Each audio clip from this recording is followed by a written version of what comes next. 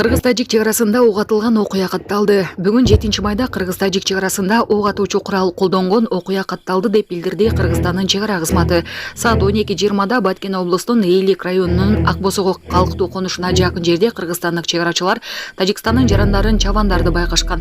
Чабандар Кыргызстандын аймагында мамлекеттик чек арадан 250-300 метр өтүп мал жайып жүрүшкөн. Чабандар чек арачылардын Кыргызстандын аймагынан кетүү талабын четке кагышкан.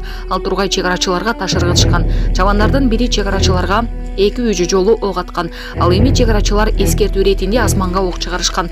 Андан кийин чабандар Тажикстандын аймагына качып кетишкен. Чек арачылар жабыркаган эмес. Такталбаган маалымат боюнча чабандардын бири бутунан жаракат алган. Бирок ал кайсыл жерде жана качан жаракат алганы белгисиз. Себеби Тажикстандын укук коруу органдарынын кызматкерлери жаракаттын сүрөтүн гана көрсөтүштү. Эки өлкөнүн чек ара кызматынын өкүлдөрү жолугары күтүлүүдө дейт Кыргызстандын чек ара кызматы. Учурда Кыргыз-Тажик чек арасындагы абал туруктуу деп бааланууда. Булак баракелде. Жана башка жаңылыктар түрмөгү видеого лайк басып, Манас ТВ каналга катталып, акыркы жаңылыктардан кабардар болуп туруңуз. Ошто адашып калган 3 жашар кызды таап алгандар анын сөйкөсүн сатууга аракеттенген. Ош шаарында базарда лөлү тектүү тестиер кыз 3 жашар наристенин кулагындагы сөйкөнү сатмакчы болгон. Анын видеосу интернетке жарыяланды. Анда жарандар тестиерди бул сени тааныбайт экен, эмнеге сөйкөсүн сатам дедиң деп айтышууда.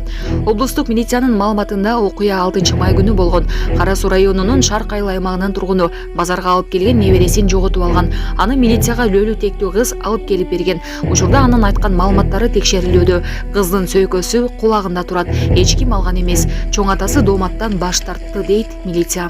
Булак Назар Ньюс KG. Президент Садыр Жапаров иш сапары менен Россияга учуп кетти. Бул тууралуу мамлекет башчынын маалымат кызматы билдирди. Иш сапардын алкагында өлкө башчы Москвада ИЭПтин юбилейлик саммитине жана улуу ата мекендик согуштагы жеңиштин 79 жылдыгын белгилөө боюнча салтанаттуу иш-чараларга катышаары белгиленген. Булак Спутник KG.